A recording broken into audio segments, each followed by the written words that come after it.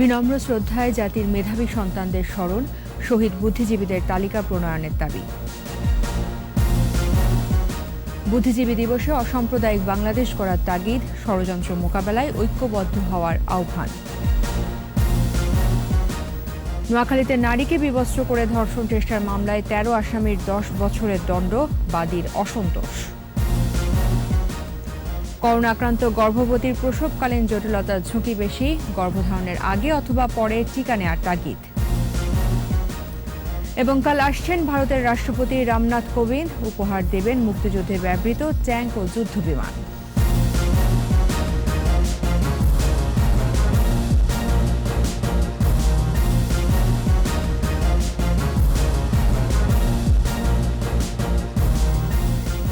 শুনছিলেন first security ইসলামী bank limited সংবাদ শিরোনাম। আমন্ত্রণ জানাচ্ছি সন্ধ্যা ৭টার ২১ সংবাদে।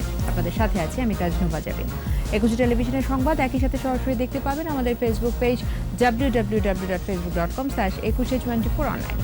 সংবাদ আরও থাকছে। বিজয় দিবসে রাষ্ট্রপতি কুচকাওয়াজের মহড়া, প্যারেডে তুলে ধরা হবে ৫০ বছরের উন্নয়ন অগ্রযাত্রা চিত্র।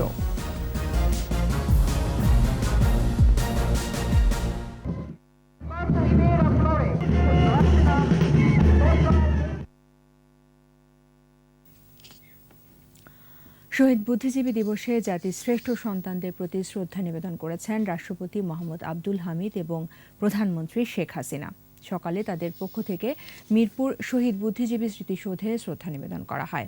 শ্রদ্ধা অর্পণ করে আওয়ামী লীগের কেন্দ্রীয় নেতারা বলেছেন, সব ষড়যন্ত্র ব্যর্থ করে শেখ হাসিনার নেতৃত্বে এগিয়ে যাবে বাংলাদেশ। আরও বিস্তারিত জানাচ্ছেন রিয়াজ সুমন। শ্রেষ্ঠ সন্তানদের শ্রদ্ধা ভরে স্মরণ করছে জাতি। ভোরের আলো ফোটার সাথে সাথে শহীদ বুদ্ধিজীবী দিবসে মিরপুর শহীদ বুদ্ধিজীবী স্মৃতিসৌধে শুরু হয় রাষ্ট্রীয় আচার। সকাল ৭টা ৫ রাষ্ট্রপতি মোহাম্মদ আব্দুল হামিদের পক্ষে জাতির মেধাবী সন্তানদের প্রতি শ্রদ্ধা নিবেদন করেন তার সামরিক সচিব মেজর জেনারেল SM সালাউদ্দিন ইসলাম। এর পরপরই প্রধানমন্ত্রী শেখ হাসিনার পক্ষে শ্রদ্ধা নিবেদন করেন সামরিক সচিব মেজর জেনারেল নকিব আহমেদ চৌধুরী। পরে জাতীয় সংসদের স্পিকার ও ডেপুটি স্পিকারের পক্ষ থেকে শ্রদ্ধা নিবেদন করা হয়। এরপর শ্রদ্ধা নিবেদনের জন্য উন্মুক্ত করে দেয়া হয় শহীদ বেদি। মুক্তিযুদ্ধ বিষয়ক মন্ত্রীর নেতৃত্বে শহীদ বুদ্ধিজীবীদের পরিবারের সদস্য, যুদ্ধাহত এবং বীর মুক্তিযোদ্ধারা স্মৃতির বেদিতে পুষ্পস্তবক অর্পণ করেন। এ সময় পালিয়ে থাকা যুদ্ধ অপরাধী ও বঙ্গবন্ধুর খুনিদের বিষয়ে সরকারের অবস্থান তুলে ধরেন মন্ত্রী। সিমলা চুক্তিতে বলা ছিল যে ১৮৫ জন যে যুদ্ধ অপরাধী সৈন্য, তারা তাদের দেশে নিয়ে বিচার করবে, তাদের সেই চুক্তি ছিল। তারা পাকিস্তানিরা ঘৃণ্যভাবে, নির্লজ্জভাবে তারা সেই চুক্তি ভঙ্গ করেছে।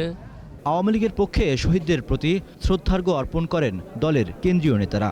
প্রেসিডিয়াম সদস্য জাহাঙ্গীর কবির নানক বলেন, দেশ বিরোধী সকল ষড়যন্ত্র রুখে দেবে শেখ হাসিনার সরকার। মুক্তি সংগ্রামের বিরুদ্ধে যে ষড়যন্ত্র, দেশীয় এবং আন্তর্জাতিক ষড়যন্ত্র, সেই ষড়যন্ত্রকে ব্যর্থ করে দিয়ে শেখ হাসিনার নেতৃত্বে এই বাঙালি জাতি তার নবতর সোপানে এগিয়ে যাবে। শেখ হাসিনার নেতৃত্বে এগিয়ে চলা বাংলাদেশের অগ্রগতি কোনো অপশক্তি যাতে থামিয়ে দিতে না পারে, সেজন্য সবাইকে সতর্ক থাকার আহ্বান জানান আওয়ামী লীগ নেতারা। রিয়াজ সুমন, ২১ টেলিভিশন, ঢাকা। শহীদ বুদ্ধিজীবী স্মৃতিসৌধে শ্রদ্ধা নিবেদন করেছেন বিভিন্ন রাজনৈতিক দল। বুদ্ধিজীবী দিবসের সাম্প্রদায়িক আগ্রাসন মোকাবেলায় সব রাজনৈতিক দলের ঐক্যবদ্ধ হওয়ার আহ্বান জানান রাজনীতিকরা। আরও জানাচ্ছেন রিয়াজ সুমন। বিজয়ের ৫০ বছরে জাতির মেধাবী সন্তানদের স্মরণে শ্রদ্ধায় অবনত বাংলাদেশ।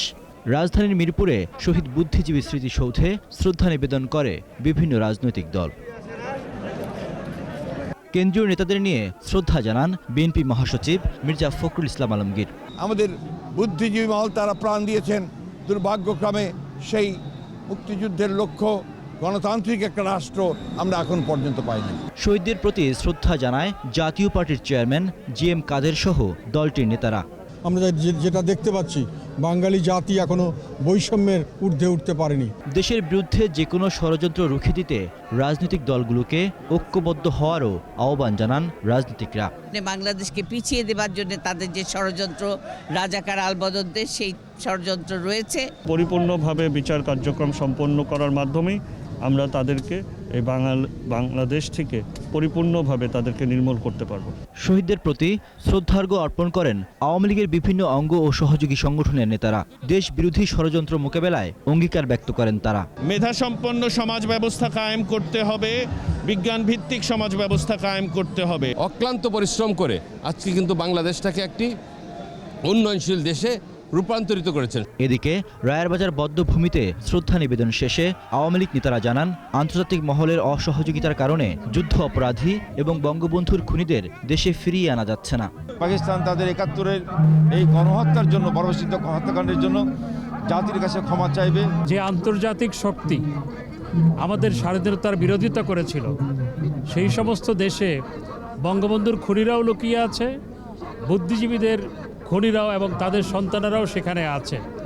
সুতরাং সেখান থেকে আমরা যে কাঙ্ক্ষিত সহযোগিতা সেটি এখনো পর্যন্ত পাইনি। ষড়যন্ত্রের বেড়াজাল ভেদ করে সরকারের উন্নয়ন অগ্রগতি এগিয়ে যাবে বলেও মনে করেন আওয়ামী লীগ নেতারা। রিয়াদ সুমন, ২১ টেলিভিশন, ঢাকা। ভোরের আলো ফোটার আগেই মিরপুরের বুদ্ধিজীবী স্মৃতিসৌধ ও রায়েরবাজার বধ্যভূমিতে শহীদদের প্রতি শ্রদ্ধা জানাতে ঢল নামে সাধারণ মানুষের। বিভিন্ন রাজনৈতিক, সামাজিক ও সাংস্কৃতিক সংগঠন শ্রদ্ধাভরে স্মরণ করে জাতির মেধাবী সন্তানদের। শহীদ পরিবারের সদস্য ও সাধারণ মানুষ শহীদ বুদ্ধিজীবীদের তালিকা প্রণয়নের দাবি জানান। সেই সাথে জঙ্গিবাদ মুক্ত অসাম্প্রদায়িক দেশ করার আহ্বানও তাদের। মাহমুদ হাসানের রিপোর্ট। শহীদ বুদ্ধিজীবী দিবসে রায়েরবাজার বধ্যভূমিতে জাতির শ্রেষ্ঠ সন্তানদের স্মরণ করতে হাজির হন হাজারো মানুষ। শ্রদ্ধা নিবেদন করে শহীদ পরিবারের সন্তানরা বুদ্ধিজীবীদের স্মৃতি সংরক্ষণের পাশাপাশি তালিকা প্রণয়নের তাগিদ দেন।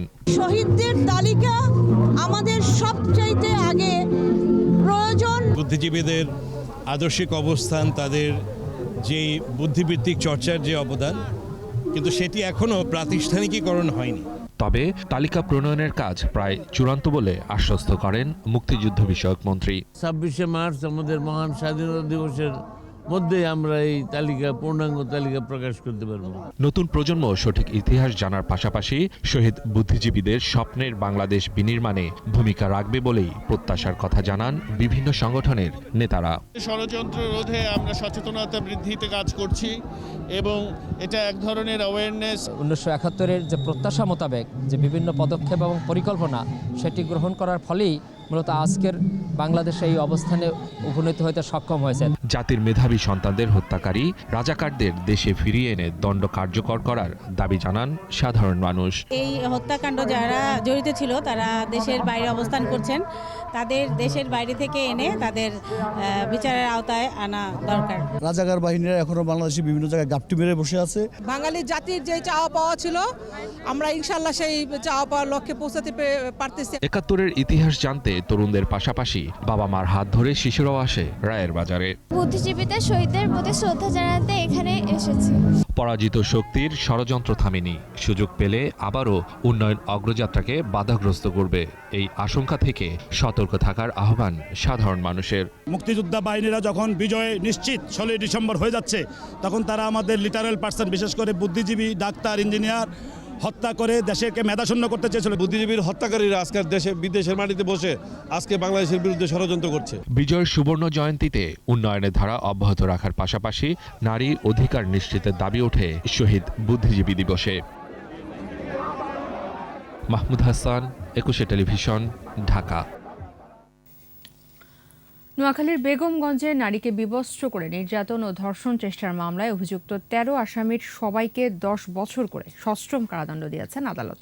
একই সাথে প্রত্যেকে ৫০,০০০ টাকা করে জরিমানা ও অনাদায়ে আরও ৩ মাস করে বিনাশ্রম কারাদণ্ড দেওয়া হয়েছে। তবে এই রায়ে সন্তুষ্ট নন বাদী। নোয়াখালী প্রতিনিধির সহায়তায় রত্নাজামানের রিপোর্ট। রায় ঘোষণার আগে ৯ আসামিকে ব্যাপক নিরাপত্তায় সকালে কারাগার থেকে আদালতে আনা হয়। দুপুরে নোয়াখালীর নারী ও শিশু নির্যাতন দমন ট্রাইব্যুনাল ১-এর বিচারক জয়নাল আবেদিন রায় ঘোষণা করেন। চলতি বছরের ৩ জানুয়ারি 13 আসামির বিরুদ্ধে আদালতে চার্জশিট দেয় পুলিশ।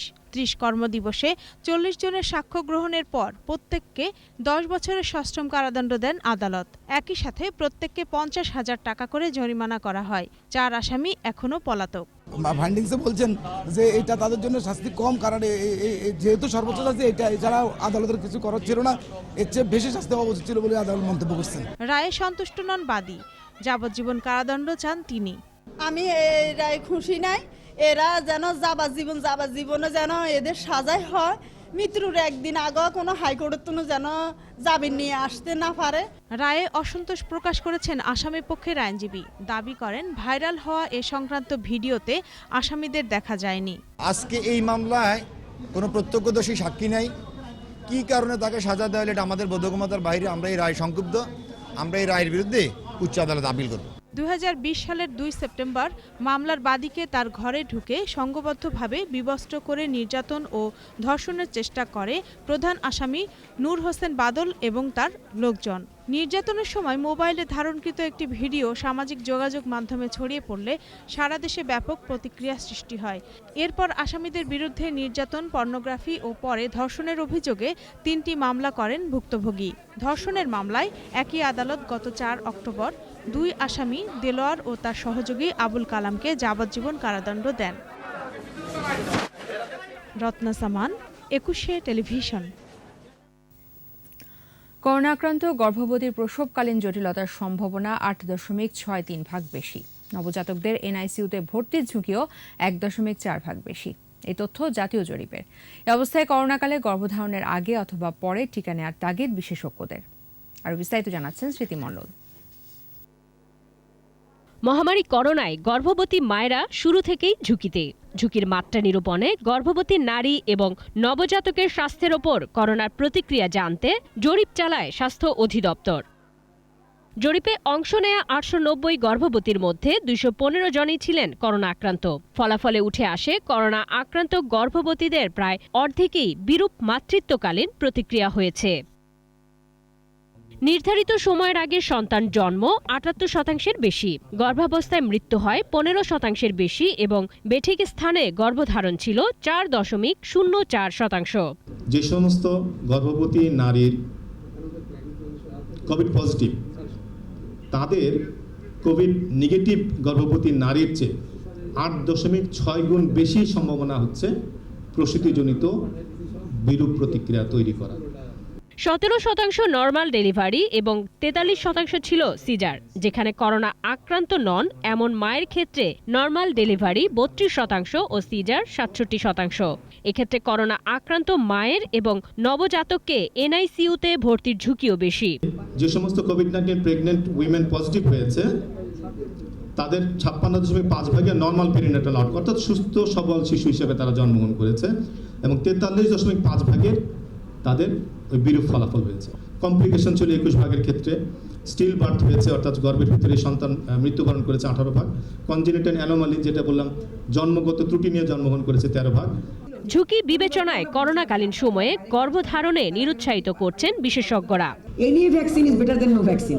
কাজে যে কোনো মা যদি আমরা মনে করি যে প্রেগনেন্সি নেওয়ার চিন্তা করছেন, তাহলে আগে ভ্যাকসিন নিয়ে নেবেন। আর যখন প্রেগনেন্সি হয়ে যাবে সঙ্গে সঙ্গে ভ্যাকসিন নিতে হবে, সেখানে কোনো ডিফার করা যাবে না এবং কোনো টাইম লিমিট নাই। আমি আর্লি প্রেগনেন্সিতে নিব না, নিলে হয়তো কমপ্লিকেশন হতে পারে, কনজেনিটাল অ্যানোমালি হতে পারে, সেটা নিয়ে আমরা কেউ চিন্তা করি নেই। জরিপের ফলাফলের ভিত্তিতে 4টি সুপারিশও করা হয়। স্মৃতি মণ্ডল, 21 টেলিভিশন, ঢাকা। স্বাধীনতার সুবর্ণ জয়ন্তীর রাষ্ট্রীয় অনুষ্ঠানে যোগ দিতে কাল আসছেন ভারতের রাষ্ট্রপতি রামনাথ কোবিন্দ। 3 দিনের সফরে 71-এর মুক্তিযুদ্ধে ব্যবহৃত একটি T-55 এবং একটি MiG-21 জঙ্গি বিমান স্মারক হিসেবে রাষ্ট্রপতি মোহাম্মদ আব্দুল হামিদের হাতে তুলে দেবেন তিনি। ভার্চুয়াল সংবাদ সম্মেলনে এসব জানিয়েছেন পররাষ্ট্রমন্ত্রী ডক্টর একে আব্দুল মোমেন। রিপোর্টে আরও জানাচ্ছেন মোহাম্মদ নুরুন নবী। স্বাধীনতার সুবর্ণ জয়ন্তী, মুজিববর্ষের সমাপনী এবং ভারত বাংলাদেশের কূটনৈতিক সম্পর্কের 50 বছর। এই মহেন্দ্রক্ষণে বিজয় দিবসের অনুষ্ঠানে যোগ দিতে বাংলাদেশ সরকারের আমন্ত্রণে ঢাকায় আসছেন ভারতের রাষ্ট্রপতি রামনাথ কোবিন্দ। 3 দিনের সফরের রাষ্ট্রীয় বেশ কিছু অনুষ্ঠানে যোগ দেবেন তিনি। সংবাদ সম্মেলনে সেসব কথাই জানালেন পররাষ্ট্রমন্ত্রী ডক্টর একে আব্দুল মোমেন। এ সময় ভারতের মহামান্য রাষ্ট্রপতি বাংলাদেশের মহান মুক্তিযুদ্ধের সময় ব্যবহৃত একটি T-55 ট্যাঙ্ক এবং একটি MiG-29 যুদ্ধ বিমান বাংলাদেশ জাতীয় জাদুঘরে সংরক্ষণ ও প্রদর্শনের জন্য মহামান্য রাষ্ট্রপতিকে উপহার হিসাবে প্রদান করবে। একই বছরে একটি দেশের মহামান্য রাষ্ট্রপতি ও মাননীয় প্রধানমন্ত্রীর প্রতিবেশী দেশের রাষ্ট্রীয় সফর যে কোনো দেশের ইতিহাসে বিরল ঘটনা। বাংলাদেশের প্রথম এবং করোনা মহামারীর মধ্যে দেশের বাইরে প্রথম কোনো দেশ সফর, তাই এর তাৎপর্য অনেক। বাংলাদেশ এবং ভারতের যখনই আমরা সাক্ষাৎ হয় আমাদের সব ধরনের সমস্যাই আমরা আলোচনা করি। আর এটা যদিও এটি কাটিসি আপনার বিশেষ আয়োজনে উনি আসতেছেন, তবুও মনে করা হয় যে আমরা আমাদের ইস্যুগুলো ভারতের সাথে খোলামেলা আলোচনা করব। বিরাজমান সকল সমস্যার বিষয়ে খোলামেলা আলোচনা হবে, তবে কোনো চুক্তি বা সমঝোতা সফরসূচিতে নেই বলেও জানানো হয়। কোনো রকম চুক্তি বা এমওইউ সাইনিং এর কোনো বিষয় নাই। এবারের মেইন ফোকাসটা হচ্ছে মোর সেরিমোনিয়াল, যেহেতু একটা বিশেষ উৎসবে উনি আসছেন, সুতরাং আমরা সেই দিকটার দিকে বেশি নজর দিব। আইনশৃঙ্খলা বাহিনীর বর্তমান ও সাবেক কয়েকজন শীর্ষ কর্মকর্তার উপর মার্কিন নিষেধাজ্ঞায় দুই দেশের দ্বিপক্ষীয় সম্পর্কের ওপর কোনো প্রভাব ফেলবে না বলেও সংবাদ সম্মেলনে জানান পররাষ্ট্রমন্ত্রী। কারণ আমেরিকার সব সিদ্ধান্ত সঠিক এমন না, আপনার সেই বুড়ি বুড়ি এক্সাম্পল আছে। আমরা আলোচনা করব এবং আশা করি তারা ওই দেশটা পরিপক্ক লোকজন আছেন, জ্ঞানী লোক আছেন, তারা তখন তাদের অবস্থা পরিবর্তন। মোহাম্মদ নুরুন নবী, একুশে টেলিভিশন, ঢাকা। বিজয় দিবসে রাষ্ট্রপতি কুচকাওয়াজের সব প্রস্তুতি শেষ করেছে মুক্তিযুদ্ধ মন্ত্রণালয়। জাতীয় প্যারেড গ্রাউন্ডে হয়ে গেল 3 বাহিনীর মনোমুগ্ধকর মার্চ পোস্টের মহড়া। এবারের আয়োজনে যোগ দিচ্ছে 6 দেশের প্রতিনিধি। মুক্তিযুদ্ধ বিষয়ক মন্ত্রী জানান, বিজয় দিবসের প্যারেডে তুলে ধরা হবে বিজয়ের 50 বছরে দেশের উন্নয়ন অগ্রযাত্রার চিত্র। প্রণব চক্রবর্তীর রিপোর্ট। এভাবেই একের পর এক এগিয়ে আসছে সেনা, নৌ ও বিমান বাহিনীর দল।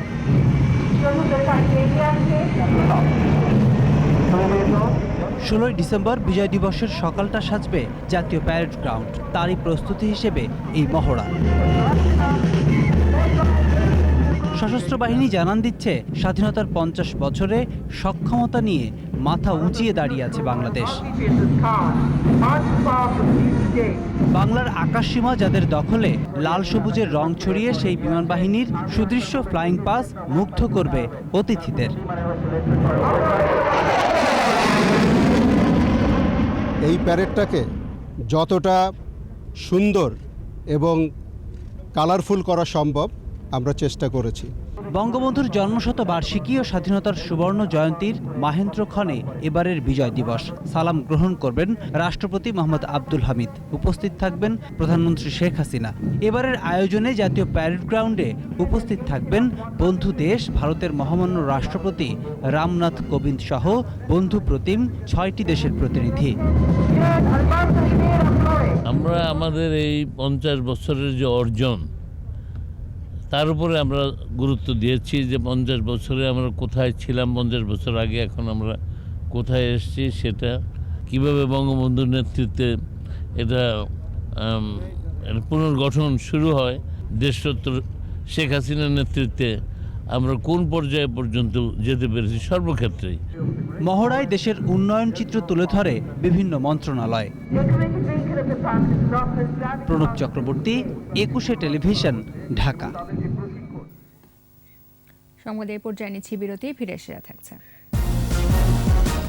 ভারতের রাষ্ট্রপতির সফর ঘিরে বিশৃঙ্খলার তথ্য নেই। জাতীয় সংসদ ভবন এলাকায় 4 স্তরের নিরাপত্তা। সারের দাম নিয়ে মাঠে থাকছে ভ্রাম্যমাণ আদালত। কৃত্রিম সংকট তৈরি করলে কঠোর ব্যবস্থার হুঁশিয়ারি। আবার আমন্ত্রণ, আপনারা দেখছেন সন্ধ্যা 7টার 21 সংবাদ।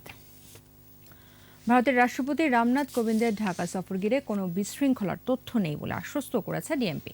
জাতির পিতা বঙ্গবন্ধু শেখ মুজিবুর রহমানের জন্মশতবার্ষিকী ও বিজয়ের 50 বছর পূর্তি উদযাপনকে ঘিরে জাতীয় সংসদ ভবন এলাকায় নেওয়া হচ্ছে 4 স্তরের নিরাপত্তা ব্যবস্থা। আরও জানাচ্ছেন দীপু শেখদার। জাতির পিতা বঙ্গবন্ধু শেখ মুজিবুর রহমানের জন্মশতবার্ষিকী আর বিজয়ের 50 বছর উপলক্ষে দুদিনব্যাপী অনুষ্ঠানের প্রস্তুতি প্রায় শেষ দিকে। ভারতের রাষ্ট্রপ্রধান সহ দেশ বিদেশের অতিথিরা উপস্থিত থাকবেন এই অনুষ্ঠানে। আর এই অনুষ্ঠান ঘিরে পুরো সংসদ ভবন এলাকা জুড়ে থাকবে নিশ্ছিদ্র নিরাপত্তা ব্যবস্থা। নিরাপত্তা তল্লাশির মধ্যে অনুষ্ঠান ভেন্যুতে আসতে হবে অতিথিদের। সকালে নিরাপত্তা ব্যবস্থা পরিদর্শনে আসেন নগর পুলিশের কমিশনার সহ ঊর্ধ্বতন কর্মকর্তারা। জানান, ভারতের রাষ্ট্রপতির আগমন ঘিরে নেই কোনো বিশৃঙ্খলার তথ্য। আমাদের কাছে কোনো তথ্য নাই। আমরা মনে করি যে এই সফর অত্যন্ত নিরাপদ হবে এবং উনি অত্যন্ত সম্মানের সাথে, মর্যাদার সাথে আমাদের দেশের এই যে জাতীয় উৎসব সেখানে অংশ নেবেন। জাতীয় গুরুত্বপূর্ণ এমন আয়োজন ঘিরে নেওয়া হচ্ছে 4 স্তরের নিরাপত্তা ব্যবস্থা। নিরাপত্তা ব্যবস্থাটি 4 স্তরে থাকবে। স্বাস্থ্যবিধি ভঙ্গকারী কাউকেই আমরা এই ভেন্যুতে ঢুকতে দিব না। অন্যান্য নিরাপত্তার যে ব্যবস্থা নিই সেটা মূলত ইউনিফর্ম পুলিশ ভিত্তিক হয়, আর এটা ইন্টেলিজেন্স লেড নিরাপত্তা ব্যবস্থা হচ্ছে। প্রতিটা কর্নারে আমাদের ইন্টেলিজেন্সের লোকজন কাজ করছে যাতে ন্যূনতম কোথাও কোনো ব্যত্যয় না ঘটে। বুধবার থেকে বিদেশি অতিথিদের চলাচলের রাস্তা নিয়ন্ত্রিত থাকবে। তাই এইচএসসি পরীক্ষার্থীদের সকাল 9টার মধ্যে কেন্দ্রে থাকার অনুরোধ জানান তিনি। কোথাও মনে করেন যদি আটকে গেছেন, সাথে সাথে আমাদের 999 ফোন করেন, তাহলে আমরা পুলিশ আমাদের গাড়ি দিয়ে তাদের আমরা পরীক্ষা সেন্টারে পৌঁছে দেওয়ার ব্যবস্থা করব। এছাড়া অনুষ্ঠান চলাকালে বিভিন্ন সড়কে থাকবে ডাইভারশন। দীপু শিকদার, 21 টেলিভিশন, ঢাকা। সারের দাম নিয়ে নৈরাজ্য বন্ধে আগামী 15 দিন ভ্রাম্যমাণ আদালতের অভিযান চলবে বলে জানিয়েছেন কৃষিমন্ত্রী ডক্টর আব্দুর রাজ্জাক। দুপুরে সারের সার্বিক পরিস্থিতি নিয়ে শিল্প মন্ত্রণালয়ের সাথে যৌথ বৈঠক শেষে এ তথ্য জানান তিনি। সে সময় শিল্পমন্ত্রী নুরুল মজিদ মাহমুদ জানান, জ্বালানি তেলের দাম বাড়লেও সারের দাম বাড়েনি। আর কৃষিমন্ত্রী জানান, সারের পর্যাপ্ত মজুদ আছে, যোগান নিয়ে সমস্যা হবে না বলেও আশ্বস্ত করেন তিনি। কোনো মহল সারের কৃত্রিম সংকট তৈরি করে দাম বাড়ানোর চেষ্টা করলে ব্যবস্থা নেওয়ার হুঁশিয়ারি দেন কৃষিমন্ত্রী।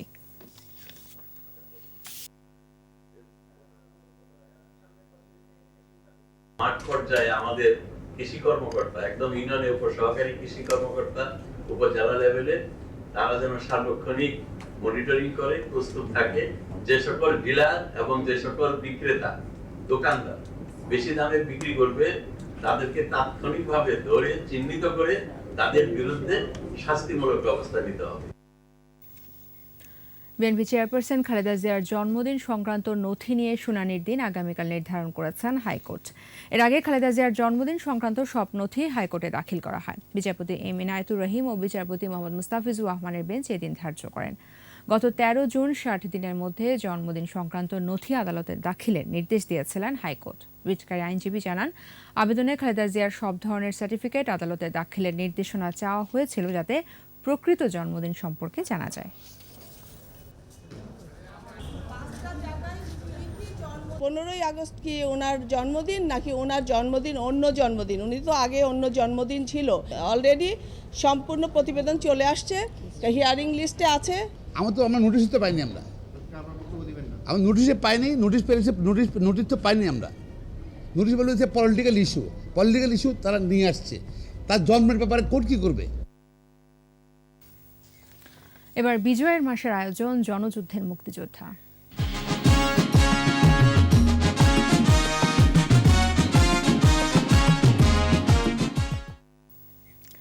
71-এর মুক্তিযুদ্ধ বাঙালি জাতির অনন্য স্মারক। লাশের ধ্বংসস্তূপ থেকে এই মাসেই উদয় হয়েছিল স্বাধীনতার সূর্য। আগুন ছড়া সেসব দিনরাত্রির কথা ময়মনসিংহের বীর মুক্তিযোদ্ধা খন্দকার জাফর সাদেকের কাছ থেকে তুলে এনেছেন আহমদ বাবু। দাম দিয়ে কিনেছি বাংলা।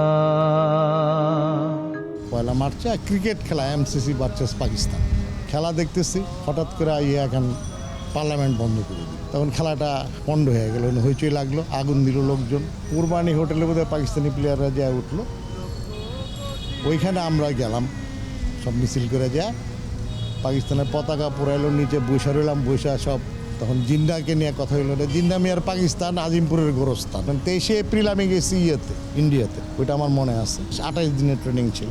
বিওপি অ্যাটাক করতে চাইতেছিলাম, বিজয়পুর বিওপি, যেটা পাকিস্তান আর্মির। যখন ফ্ল্যাগটা উঠছে, তারপরে আপনার ভারতীয় যারা আর্টিলারি ছিল তারা এটা কাভারিং ফায়ার দিব বলছে, তোমরা নিচে দিয়ে অ্যাটাক করবে। আমার সাথে সন্তোষ বলে একটা ছেলে ছিল, ওকে একটা টুইন্স মোটর, আমাকে দিল একটা অ্যাসেম্বলি, বললো যে তুই তার সাথে কাভারিংয়ে থাকবি, তার সাথে থাকবি। তো গুলি তো শুরু হলো, গাছের পাতা পর্যন্ত ভাই পুড়ে যেতেছে। এরকম অবস্থা। হঠাৎ করে একটা গরু জবাই দিলে যেরকম আওয়াজ হয়, দেখি আওয়াজ হইতেছে আমার পাশে। দেখি কি সন্তোষের গলা দেয়া একটা স্প্লিন্টার ঢুইকা এই গলার এটা কেটে গেছে এবং এই স্পট ডেড। ওইরকম এটা একটা দরজা আছে যাওয়া আসা, ওই দরজাটা আমি ভেঙে ফেলাইলাম ভাই, টান দিয়ে ভেঙে ওইটার উপরে নিলাম, নিয়ে পাহাড় থেকে কোনো রকমের নামছি। আর সাথে আমার LMG ও টুইন্স মোটর সব আমার সাথে আছে। নিতে আমি ওখান থেকে রওনা দিয়া বর্ডার রোডে এসে আমি ফিট হয়ে গেলাম। সন্তোষের কবরটা ওইখানে আসছে, আমরা এখনো মাঝে মাঝে যাই। তারপরে ময়মনসিংহের গরিপুরে এসে রেল স্টেশনে উড়াই দিলাম, থানা দখল করে ফেললাম। আমরা থানা দখল করে আমাদের সাথে পাকিস্তান আর্মার্ড করে একজন নিয়ে ছিল, রুস্তম আলী কোনু নাম, উনি এটার থানার মধ্যে বসে গেলেন। মানে আমি ওসি সাহেব, বুঝছেন না, এরকম একটা ভাবসাব করে ওখানে যা রাজাঘাট ছিল ওদেরকে সারেন্ডার করাই দিল। বাংলাদেশের ফ্ল্যাগ উড়ে তখন গরিপুর স্বাধীন হয়ে গেল 8 তারিখে, 11 তারিখে ময়মনসিংহ হয়ে গেল। সন্ধ্যার সংবাদে আবারও নিচ্ছি বিরতিই, ফিরে এসে থাকছে। বগুড়ার আদমদীঘিতে প্লাস্টিক কারখানায় আগুন, 5 শ্রমিকের মৃত্যু।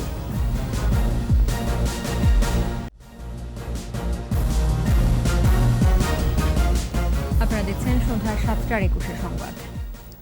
বগুড়ার আদমদীঘিতে একটি প্লাস্টিক কারখানায় আগুনে 5 শ্রমিকের মৃত্যু হয়েছে। দুপুরে সান্তাহার পৌর এলাকার হবির মোড়ে BIRS নামে প্লাস্টিক কারখানায় ওই অগ্নিকাণ্ডের ঘটনা ঘটে। সে সময় ভেতরে গ্যাস সিলিন্ডারের বিস্ফোরণ ঘটলে আগুন চারদিকে ছড়িয়ে যায়। খবর পেয়ে বগুড়া ও নওগাঁ থেকে ফায়ার সার্ভিসের 12টি ইউনিট এসে প্রায় 2 ঘন্টা চেষ্টায় আগুন নিয়ন্ত্রণে আনে। প্রত্যক্ষদর্শীরা জানায় কারখানায় 40-45 জন শ্রমিক কাজ করছিলেন। ভেতর থেকে 5টি মৃতদেহ উদ্ধার করা হয়। তাদের শরীর এতটাই ঝলসানো যে কাউকে শনাক্ত করা যায়নি। এই ঘটনায় জেলা প্রশাসনের পক্ষ থেকে একটি তদন্ত কমিটি গঠন করা হয়েছে।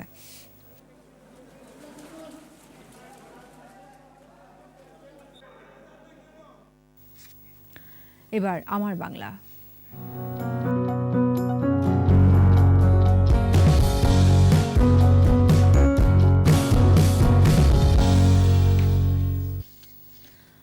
মধ্যযুগে বাংলা জনপদে মসলিন ছিল সবচেয়ে মূল্যবান কাপড়। পরবর্তীতে বিলুপ্ত হলে শুরু হয় জামদানির পথ চলা। বাংলার সুপ্রাচীন ঐতিহ্য জামদানির জৌলুস ধরে রাখতে সরকারিভাবে নেওয়া হচ্ছে নানামুখী উদ্যোগ। জামদানি শাড়ি নিয়ে রবিউল ইসলামের ক্যামেরায় নারায়ণগঞ্জ জেলার প্রতিনিধি বিমল রায়ের রিপোর্ট, জানাচ্ছেন রত্নজামান। জামদানি কার্পাস তুলা থেকে তৈরি এক ধরনের সূক্ষ্ম সুতি বস্ত্র। জামদানি বলতে সাধারণত শাড়িকে বোঝানো হলেও প্রকৃতপক্ষে ঐতিহ্যবাহী নকশায় সমৃদ্ধ ওড়না, কুর্তা, পাগড়ি, ঘাগরা, রুমাল, পর্দা সবই এর আওতায় পড়ে। ঐতিহাসিক ও গবেষকরা মনে করেন আজকের জামদানি বিশ্বখ্যাত মসলিনেরই উত্তরাধিকার। জামদানির নামকরণ নিয়ে রয়েছে নানা মতবাদ। সবচেয়ে গ্রহণযোগ্য তথ্য মতে ফার্সি ভাষায় জামা অর্থ কাপড় এবং দানা অর্থ বুটি, অর্থাৎ বুটিদার কাপড়। শীতলক্ষ্যা নদী পাড়ের আর্দ্র আবহাওয়া জামদানি তৈরির জন্য বিশেষভাবে উপযুক্ত। অতীতের মসলিন এবং আজকের জামদানি শিল্প এ নদী ঘিরেই গড়ে ওঠে। 1991 সালে সরকারি উদ্যোগে নারায়ণগঞ্জের রূপগঞ্জের নোয়াপাড়ায় যাত্রা করে জামদানি পল্লী। জরির শাড়ির কাজ করি, যেরকম এই সুতার শাড়ির কাজ করি, অনেক রকমের কাজই করি। এটা হাতে তৈরি করি আমরা, সম্পূর্ণ এখানে কোনো মেশিনের কোনো কাজ নেই। জামদানি শাড়ি প্রধানত 2 প্রকার, হাফ সিল্ক ও সুতি জামদানি। নকশা ভেদে এর নামকরণে আছে বৈচিত্র্য। মদন পায়ের, আঙ্গুল পায়ের, ইঞ্চি পায়ের, করলা পায়ের, উডুগা পায়ের, বেলপাতা পায়ের, সব পারি আমরা পারি। আর 10, 20, 30, 40, 50, 60, 1 লাখ 1.5 লাখ টাকা শাড়ি বিক্রি করি আমরা। দাদা থেকে বাবা, বাবা থেকে আমরা করি। জামদানির জৌলুস ও খ্যাতি ধরে রাখতে সরকারি নানা উদ্যোগের কথা জানান সংশ্লিষ্টরা। বস্ত্র ও জামদানি জাদুঘরে একেবারে বাংলাদেশের বস্ত্র শিল্পের হিস্ট্রি এবং একটা বড় অংশ থাকবে জামদানি নিয়ে। তো সরকারের আসলে বর্তমান সরকার এইটা নিয়ে অনেক কাজ করছে। জামদানির বুনন শিল্প 2013 সালে ইউনেস্কোর intangible cultural heritage of humanity হিসেবে স্বীকৃতি পায়। রত্নজামান, 21 টেলিভিশন। এবার সোশ্যাল ইসলামী ব্যাংক লিমিটেড বাণিজ্য সংবাদ।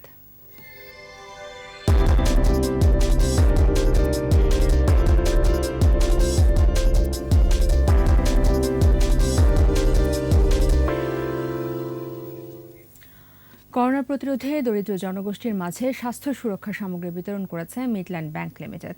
সামাজিক দায়বদ্ধতার অংশ হিসেবে এই আয়োজন বলে জানান প্রতিষ্ঠানটির কারওয়ান বাজার শাখার প্রধান ইমরান আল হাবিব। করোনাকালে যাদের জীবন নির্বাহ করা কঠিন হয়ে পড়েছে তাদের মাঝে বিতরণ করা হয় এসব সুরক্ষা সামগ্রী। দেশের 59টি শাখা ও শতাধিক উপশাখার মাধ্যমে প্রায় 6,000 পরিবারের হাতে surgical mask, digital thermometer, antiseptic cream, জীবাণুনাশক সহ প্রয়োজনীয় স্বাস্থ্য সামগ্রী বিতরণ করেছে মিডল্যান্ড ব্যাংক।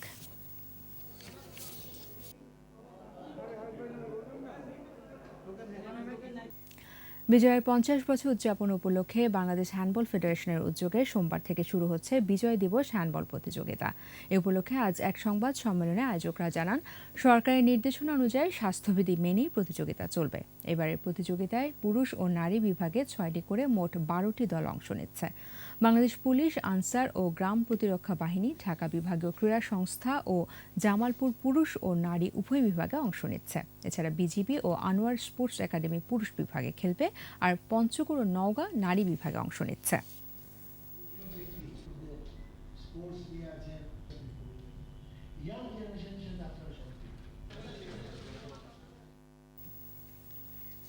আমাদের এবারের আয়োজন বিজয় চিহ্ন।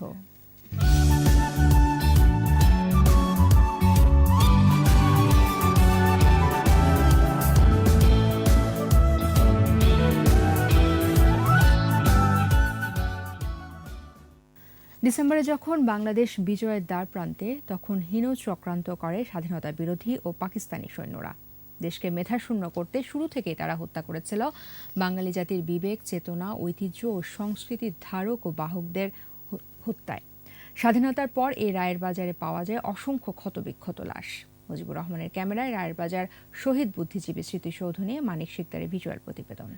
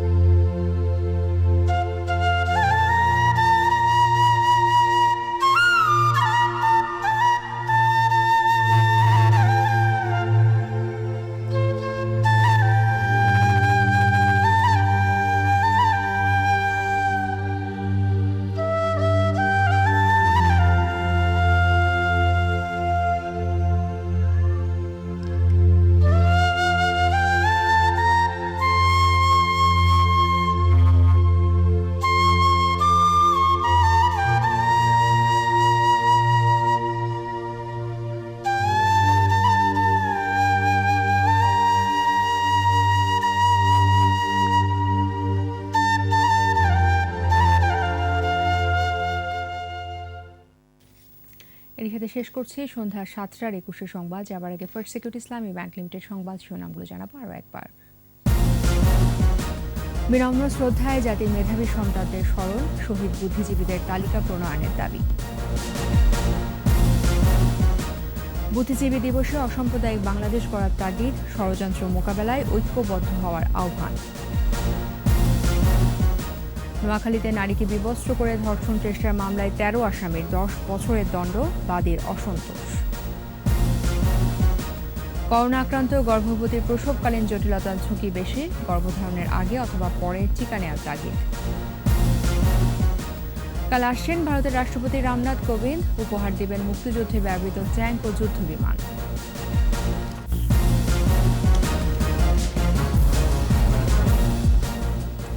একুশে টেলিভিশনের সর্বশেষ খবর জানতে ডায়াল করুন 2021 নম্বর, আর ভিজিট করুন ekushe-tv.com এই ওয়েবসাইটে।